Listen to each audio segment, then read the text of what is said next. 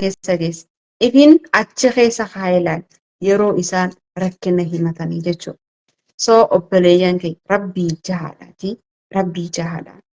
Sagalee tahaa fi uummanni ijoolleen mana hidhaa Saudi Arabiyaa jirtu. Lammiin Itoophiyaa mana hidhaa keessa rakkataa jirtiin.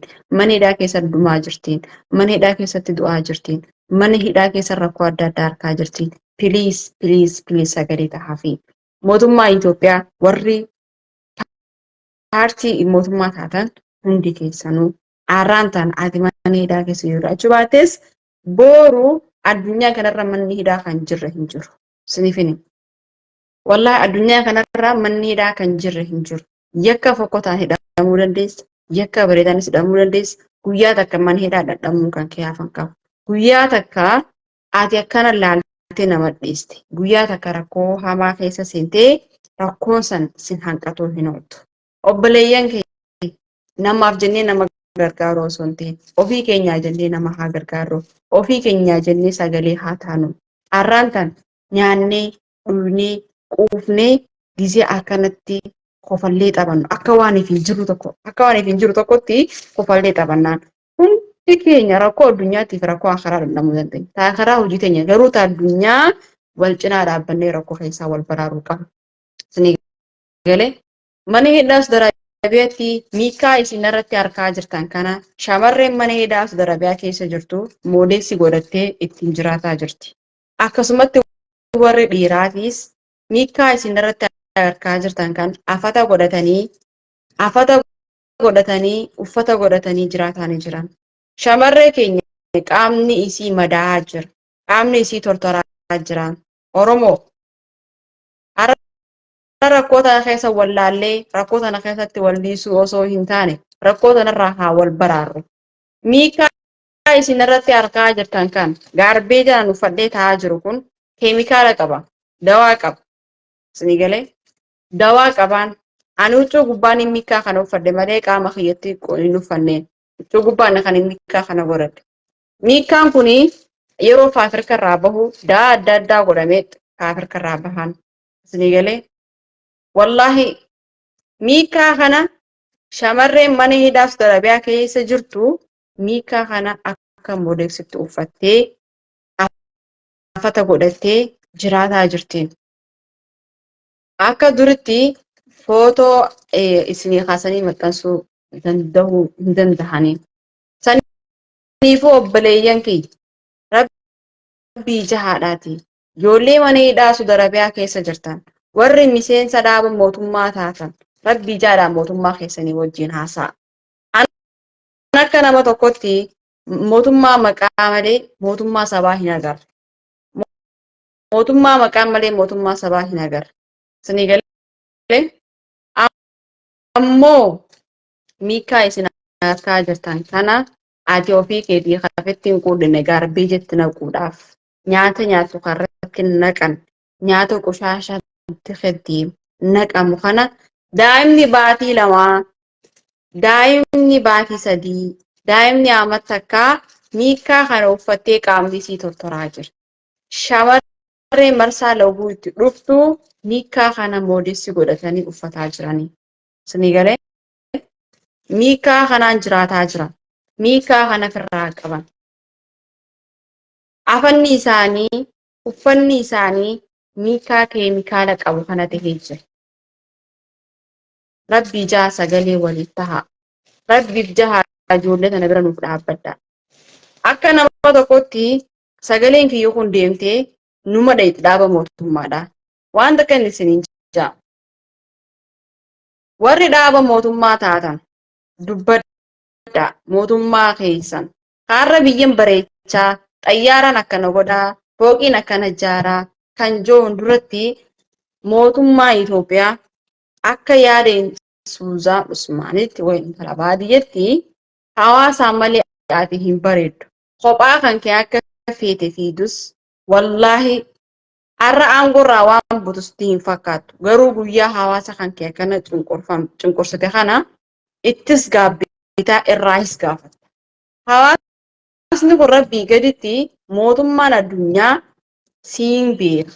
Mootummaa qabanii mootummaan isa kanaa siin ja'aniiti namuu sirra dagate. Ammoo si'an siifi rabbii wal gaafata. Taboodaa ammoo addunyaa irratti hawaasa kan kee yaadachuu dhabuun boodatti gaabbita. Isin galee boodatti gaabbitaan. Ammaan tana hawaasa kan kee wallaahi an gama kiyyaan ijoollee amma biyyarraa bahaa jirtu. Fakkeenyaaf ijoollee hedduutu Yamanitti dhumaa jira, mana hidhaa keessa jiran. Ijoollee ammaan tanaati asiin galtee asiin deebitu wallaahi kalaam tokko narraan ba'u sagaleen ta'u. Sagaleen ta'u. Garuu ta'ammaan tana waggaa 2 waggaa 3 mana hidhaa keessa jirtu tana piliis nu baasa. Piliis ijoollee tana karaa biyyaa akka galtu nuuf godha. Piliis amantaa teessanii waan sodaattanii waan gabbartanii isin qabnee jira. Nuuf galcha taganaatiif deebinee isin hin gaafan. Tanganaa qabamtuuf deebinee isin hin gaafan. Ta'ammaa tanaaf ta'amma keessa jirtu tana taqaan tortoraa jiru tanaaf piliis nu baraara. Du'arraa nu baraara warra lubbuunaaf. Kan warra du'e ammoo piliis rabbii jaanuuf awwaala. Warra du'ee rabbiif jaanu awwaala. Kan jiru du'arraa nu baraara. Rakkoo mana hidhaa Saudi Arabiyaa keessa jirtu tana amata meeqa dubbataa jirra? Amata meeqa? Nama 100 nama muraasa galchuu osoo hin tahin ka hayyamaan dhufe hin qabamu silaafis hayyama gooteefii dhufe.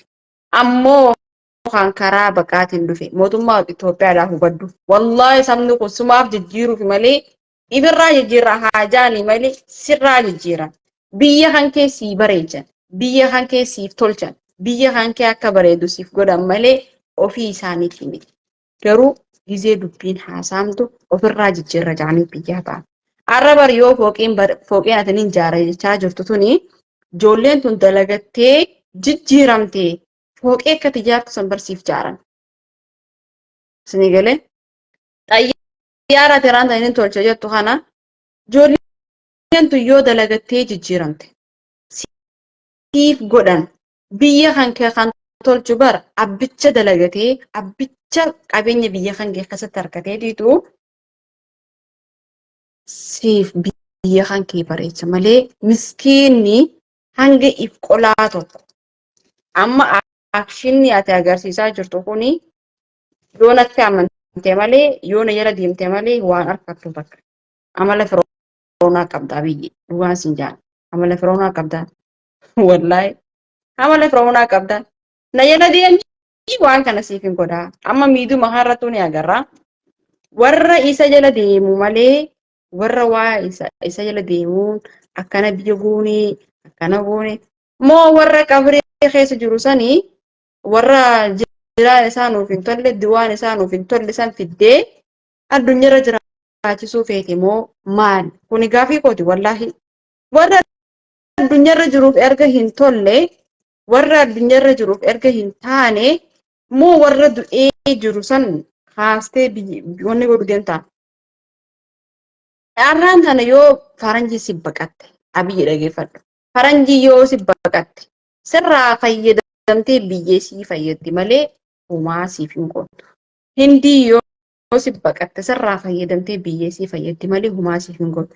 Ijoolleen tunis wanni baqatteef mootummaa Saudi Arabiyaa irraa fayyadamtee si fayyaduuf baqatte. Kana beeka. Har'a aangorra jirta boru waan aangorraa buustee fakkaatiin. Mallas gaafa aangorra jiru du'aaniin aangorraa kaajee takkaayyaan. Atiin sammuu nama tuqamaa na fakkaate. Isaan dura mootummaan san duras mililik keessanii hanga aangorra jiru sanitti na kaasaa mootiin addunyaa tanarra na fide addunyaa tanarra na galchajee hin yaanne. Atis aangorra jirtu sana dhumaa kaatu. Aangoo irra jirtu sana gaduma dhiista booda. Seegalee saniifuu mootummaa Itoophiyaa uummanni kan keessi fayyada. Hanga ati jirtutti uummanni kan keessi bareecha. Uummata kan kee cinaa dhaabbadhu. Uummata kan kee cinaa dhaabbadhuun uummata kan kee fayyadiin. Hawaasa bal'aa fayyadi. Warra na jala deema qofaan fayyadan jiin. Takka laaluu jira. Warra hojii kan kee maxxansuu warra si faarsus, warra maalii godhus takka takka tarkuu jiraan. Sigalee kuni warri si waa'ee kan keetii odeessaa jirus warra seera deemuu qofa.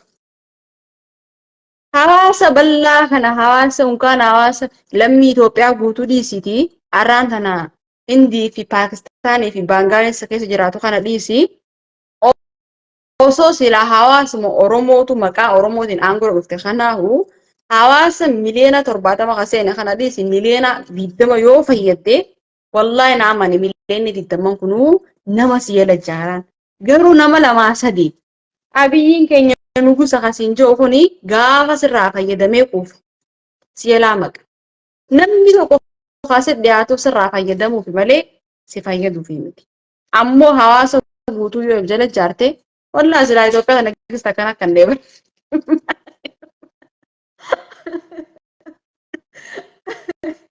silaa Itoophiyaa kana kan deeman silaa wal si qixxeessate si deebisa wallahi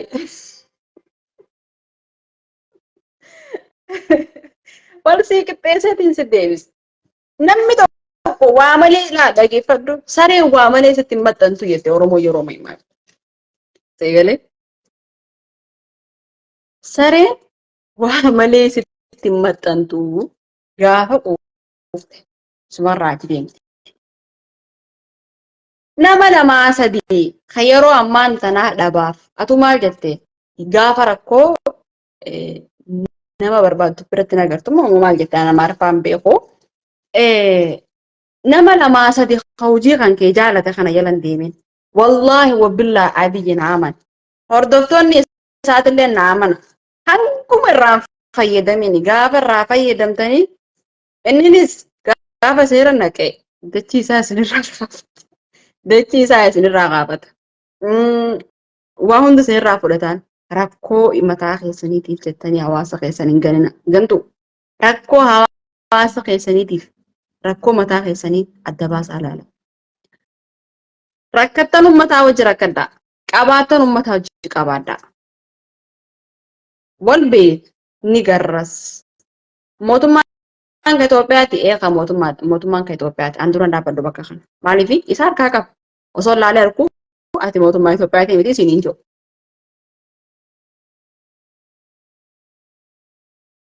Osuma laalee si harkuu osoo addunyaan si yaamtu ijjeeti jaafin dhabaami mootummaa Itoophiyaati miti.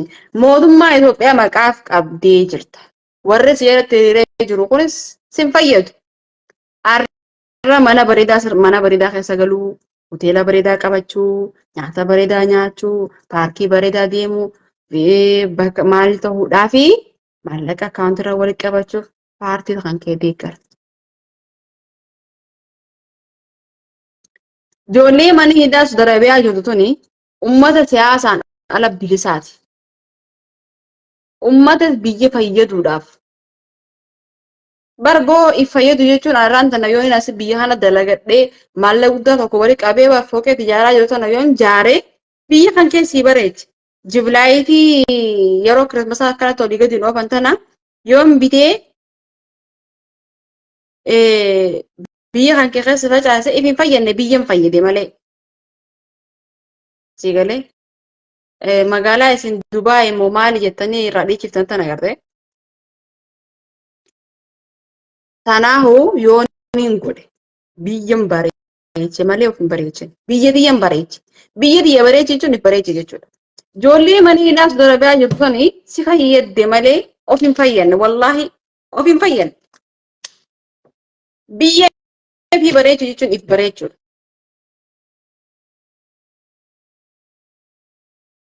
Bisa kata wallahi na arsani.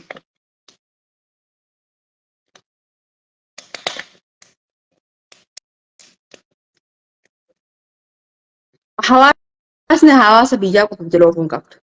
Hawaasni biyyaa qofti seera deemuu qabu. Diyaaspooraatti dhiisi.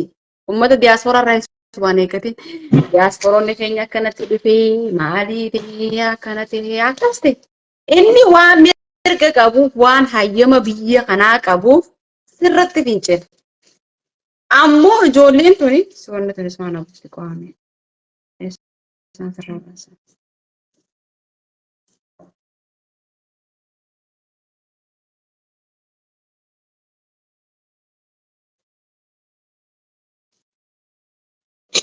Ijoolleen tuni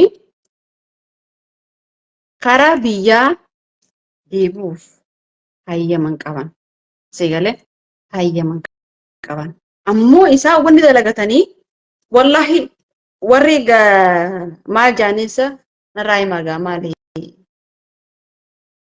waan qotaa irraa hafalamu kanas ta'e waan taaskiin maalisa waanuma kafalamu kana kan deemtanii shantama namarraa guurtan kanas ta'e kan waanuma maatirraa guurtan kana wallahi ijoollee biyya arabaa isin fayyade. Wallahi wabilla Itoophiyaa wanni gajjaaramtee ijoollee biyya arabaati. Diyaaspooraan irraan tana gara dura dhiibee jechaa dhufee wanni jee kuni maafi paarkii dhufee si gargaaru kuni biqiltuun as dhaabamuu qabdi, biqiltuun achi dhaabamuu qabdi, maalii ta'uu qabdi. Muka gugguu bara. Kun muka gugguu bara Dooktar Abiy. Ijoollee biyya arabaa tun tadhumaa jirtu tun barsa arraan tana. Wallahi osoo ijoolleen biyya arabaa gargaarsa keessaa harka fudhattee osoo gibira hafaluu dhiiftee wallahi wabillahi Itoophiyaa miskiina dhaadhumaati. Miskiina dhaadhumaa. Miskiina dhaadhumaati.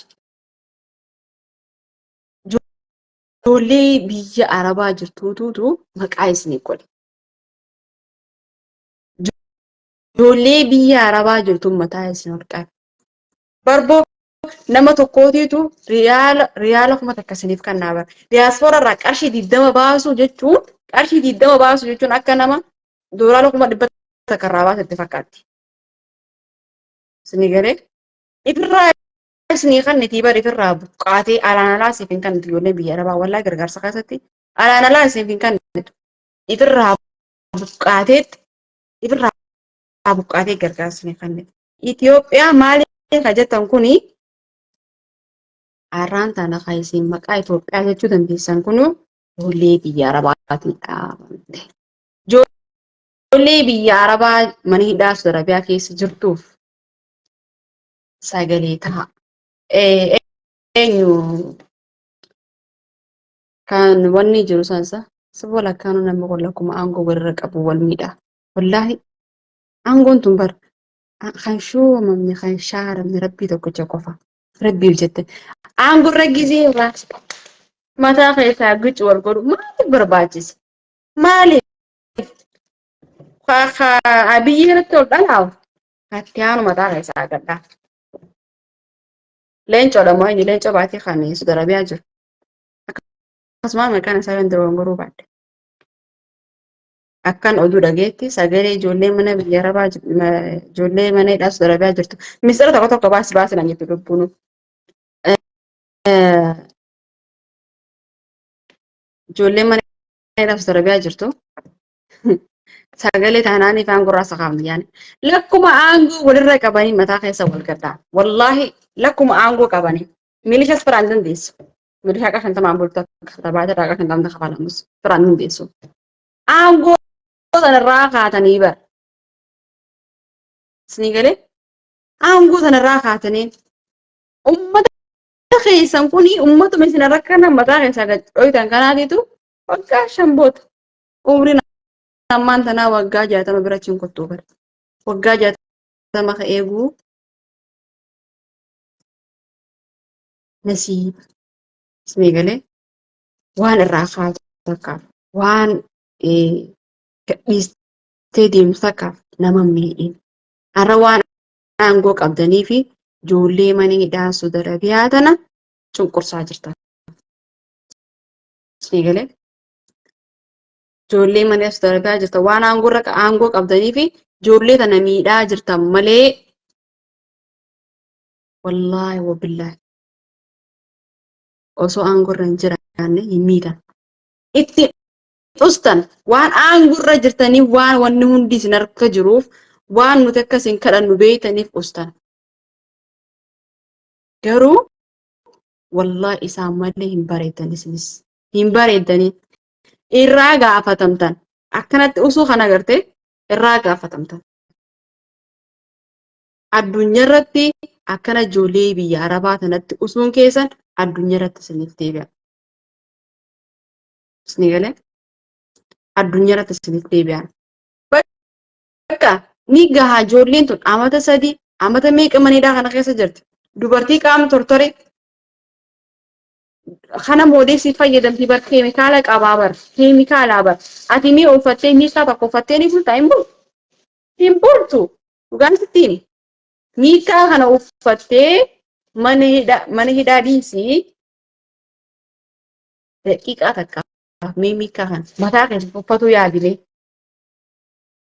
matuma keetiifuu miikaa kana uffatu yaadi matuma keetiifuu seegalee hin uffattuun. Waan ofiin goone takka akkamitti hawaasa feete. Waan ofii keetii hin barbaanne gaarbeeja kanatu ni ajantaase Dr. Abiy hin beeku bara. Wallahi warri Itoophiyaa sana afumattiif qolaa bara akka faranjiitii miti. Gaarbeejuma kanatu ni ajamtaniini ofii keessaniifuu hin gootanii. Waan ofii keessan hin goone akkamitti hawaasa keetii lammi barboon mootummaa jechuun abbaa jechuudha bara. Mootummaa jechuun haadha jechuudha bara. Rabbii gaditti siituutu hawaasa kanarra jira bara. Akkamitti uummata keetitti ulsta. Isinoo nyaatan dhugdan irraanfattan. Isinis bar maal jaanni beeytani namni qabrii hiriyaa harkatee fi harkee jette Oromoon. Sanii galee isin warri cal jettanii nyaatanii dhugdan kana maaliif sagaleen taaneef ajandaa kun dhufuu kana jal kun dhufuu kana jal kun dhufu isin horiidha ajandaa dhufu jala maaliif deemtan ajandaa dhufu jala maaliif deemtan isin eeggattii bar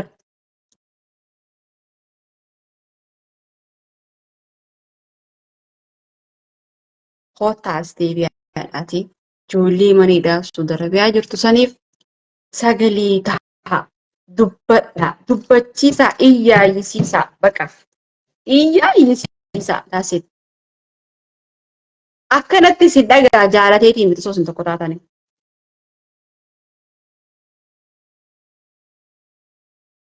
Akkanatti si dhagaan jaalatee osoo hin ta'in akkatti fonya qorqoriin si dhagaa yoo isin tokko taatan yoo isin wal jala deemtan yoo isin wal hammattan uummanni kun narra ijaaramee jeebsuudhaati. As deebi'aa tokko ta'a. As deebi'aa wal ijaara. As deebi'aa sagalee tokkoon dubbadha.